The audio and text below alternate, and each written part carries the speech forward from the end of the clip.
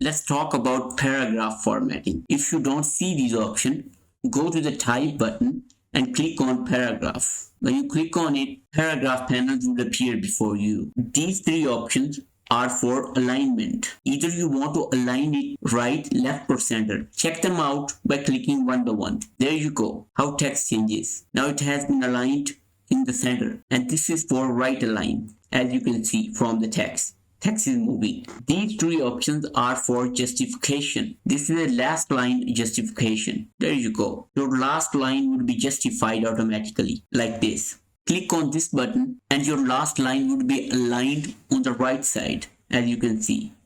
The justification of all is the best option. Click on it. As you can see, all the lines has been justified. What if you want to align your text on the side of spine?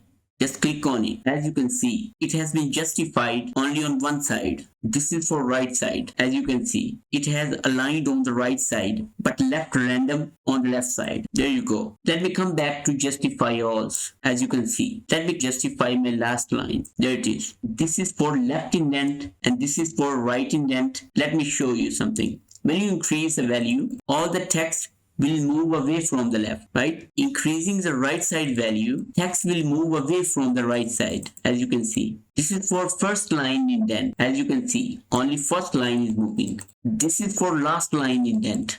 As you can see, the last line is moving. These two buttons are if you want to leave any space. They only works for certain conditions. But if you want to leave some space for your paragraph, you can do it here. Select any value which is best for you. As you can see, I like these two buttons very much in order to drop cap my paragraphs because they help me drop capping my paragraphs. Let me show you. As I increase value, first letters of my paragraph becomes drop capped. As you can see here, I can choose number of characters to whom I want to apply my drop cap. As you can see,